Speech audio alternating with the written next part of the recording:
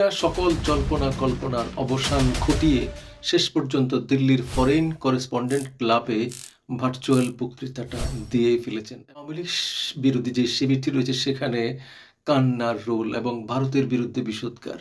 ভারত তাদের দেশে শেখ হাসিনাকে এই সংবাদ সম্মেলন করতে দিল। এ নিয়ে পররাষ্ট্র মন্ত্রণালয় একটা বিবৃতি দিয়েছে, সেখানে হা হার রোল পড়ে গেছে। মানে কমেন্টে অশ্লীল অশ্রাব্য গালিগালাজ করছে বাংলাদেশের ছাত্র জনতার। সংবাদ সম্মেলনটা শেখ হাসিনা করেছেন, সেটার আলটিমেটলি পজিটিভ দিক হলো সেখানে শেখ হাসিনা যে জুলাই আন্দোলনে যেসব ঘটনা ঘটেছে, আওয়ামী লীগের যে দৃষ্টিভঙ্গি, যে সেখানে ইন্ডেমনিটি নিয়ে তিনি কথা বলেছেন, ন্যায় বিচার নিয়ে কথা বলেছেন, তারপরে রিকনসিলিয়েশন নিয়ে কথা বলেছেন এবং যে ক্ষমা চাওয়ার প্রসঙ্গে যে প্রশ্নগুলো সেখানে উত্থাপিত হয়েছে সেগুলো নিয়ে কথা বলেছেন। সজীব ওয়াজেদ জয় সবচেয়ে সুন্দর সাবলীল গঠনমূলক বক্তৃতা দিয়েছে আমি মনে করি নওফেল, যে সাবেক শিক্ষা উপমন্ত্রী নওফেল। খুব তরুণ উদীয়মান নেতা, সুন্দর শব্দ চয়নে বক্তৃতাটা তিনি দিয়েছেন। এই যে লাইভগুলো হাজার হাজার মানুষ দেখেছে, এটা সত্য। বিভিন্ন যেহেতু বাংলাদেশের টিভি মিডিয়াতে এটি কভার পায়নি, বিশ্বের নামজাদা পত্রপত্রিকাগুলো নিউজগুলো যেমন রয়টার্স সেটাকে লাইভ করেছে, সিএনএন লাইভ করেছে, এএফপি লাইভ করেছে, আর ভারতের সবকটি লাইভ থেকে তো দেখেছে। শত্রু মিত্র সবাই এই লাইভটি দেখেছে, কেননা তার রাজনৈতিক প্রতিপক্ষরাই সবার আগে বেশি দেখবে যে উনি আসলে কি বলেন। তিনি দেশে ফিরে যে তার যে থ্রেট, লাইভ থ্রেট আছে সেটা স্বীকার করে নিয়ে এখনো পর্যন্ত তিনি অটুট আছেন যে তিনি ডিসেম্বরে ফিরছেন। তো এই অবস্থায় যে লাইভটি সরকার ঠেকাতে চাইলেও অনেক কাকুতি মিনতি হাত পা ধরে চেষ্টা করেছিল ভারতের, যে এটা যেন কোনোভাবে না হয় এবং বন্ধ হয়।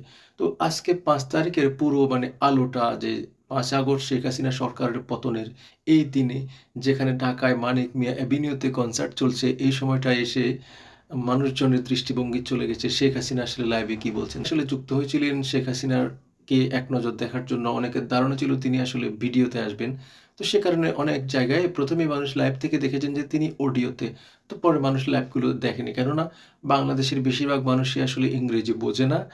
সেই কারণে যেহেতু পুরো মানে সংবাদ সম্মেলনটাই যারা এখানে বক্তৃতা দিয়েছে, প্রশ্ন করেছে, তারা কথাগুলো বলেছেন ইংরেজিতে, জবাব দিয়েছেন ইংরেজিতে।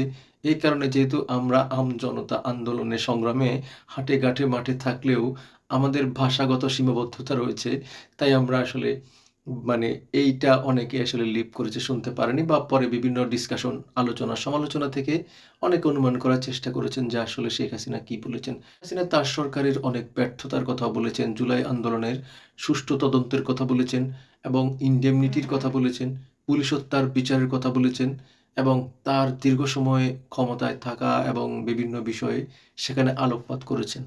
তো এই অবস্থায় সরকার না ঠেকাতে পারলেও ভারতের সাথে যে সরকারের একটা দূরত্ব বেড়ে যাচ্ছে, বা আগামী যেই ব্রিক্স সম্মেলনে তারেক রহমানকে আমন্ত্রণ জানিয়েছেন মোদি, যেহেতু ভারত ব্রিক্সের এখন মানে সভাপতি পদে আছে, ওই দৃষ্টিভঙ্গি থেকে তারেক রহমানকে ব্রিক্স সম্মেলনে পর্যবেক্ষক হিসেবে আমন্ত্রণ জানিয়েছে। এখন শেষ পর্যন্ত হয়তো তারেক রহমান আসলে ব্রিক্স সম্মেলনে যোগ নাও দিতে পারে বলে আমার আসলে অনুমান। তারেক রহমানের ব্যক্তিগত রাগ ক্ষোভের বাইরে থেকে জনগণের স্বার্থের জন্য হলেও ব্রিক্স সম্মেলনে যোগ দেওয়া উচিত, কেননা ভবিষ্যতে যেন বাংলাদেশে ব্রিক্সে যোগ দিতে পারে।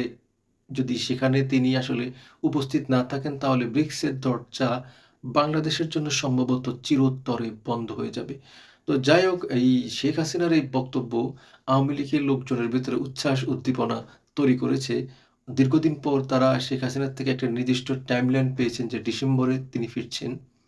সাংবাদিকের প্রশ্নের জবাবে সাংবাদিক প্রশ্ন করছে যে, মানুষ তো আমাদের কাছে আসলে জানতে চায় যে আপনি কখন ফিরবেন, ডিসেম্বরের কত তারিখ। যেহেতু রাজনৈতিক অনেক হিসেব-নিকেশ আছে, সেই জায়গা থেকে স্ট্রেইট তিনি তারিখ বলেননি। তবে তিনি ডিসেম্বরে ফিরবেন এবং সেটা যথাসময়ে জানিয়ে দেয়া হবে বলে নিশ্চিত করেছেন। তো এই অবস্থায় সেখানে সজীব ওয়াজেদ জয়ও কিন্তু বক্তৃতা দিয়েছে।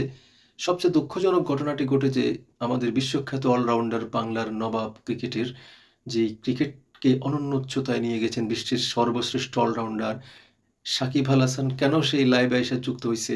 এই কারণে সাকিব আল হাসানের মাগুরার বাড়িতে কথিত দুর্বৃত্তরা হামলা করেছে, ককটেল নিক্ষেপ করেছে, ভাঙচুর করেছে। সেখানে টিভি মিডিয়ায় এই সাহসটা নেই যে তারা বলবে যে কারা হামলা করেছে। নিশ্চয়ই বিএনপি এবং জামাত হামলা করেছে, যারা আওয়ামী লীগের রাজনৈতিক প্রতিপক্ষ। এই দুর্বৃত্তের যে দুর্বৃত্তায়ন এমত অবস্থায় ইউনূস সরকারের যে এক্সটেনশন হিসেবে এই সরকার কাজ করছে, এই মব এটা আরেকটা প্রমাণ যে এখনো দেশের মানুষ নিরাপদ নয়। সাকিব আল হাসানের সে জুমে যোগ দিলেই কি আপনি চাইলেই কারো বাড়িঘরে হামলা করতে পারেন নাকি? মানে এই হলো এদেশের গণতন্ত্র, বাকস্বাধীনতা এবং ইনসাফের শাসন। আমরা অবশ্য চাইবো মাননীয় প্রধানমন্ত্রী তারেক রহমান এই ইউনূসের যে চরিত্রটা থেকে যেন বেরিয়ে আসে। তো ভালো থাকবেন সবাই। শেখ হাসিনার বক্তব্য নিয়ে কে কি ভাবছেন মন্তব্যের করে জানাবেন এবং শেখ হাসিনা ফিরলে আওয়ামী লীগের কি হতে পারে অথবা শেখ হাসিনার কপালে আসলে কি ঘটবে সেটা সময় বলে দেবে। ভালো থাকবেন। চ্যানেলটি চাইলে সাবস্ক্রাইব করতে পারেন। আর মন্তব্যের ঘরে মূল্যবান মন্তব্য